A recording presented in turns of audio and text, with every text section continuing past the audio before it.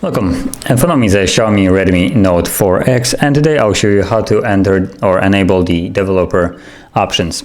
And to get started, you want to open up settings.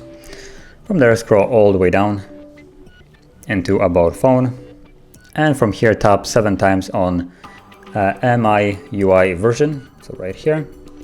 So you start tapping on it, you should see after a couple taps you're now a developer, and if you go back, we should now see an additional setting called Developer Options, unless it's hidden under Advanced Settings.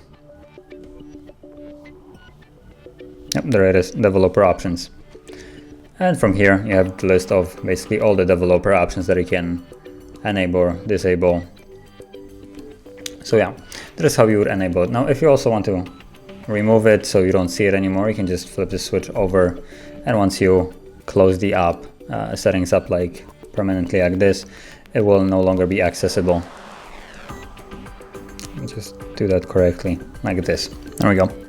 So that is how you would enable and disable it. And if you found the video helpful, don't forget to like, subscribe, and thanks for watching.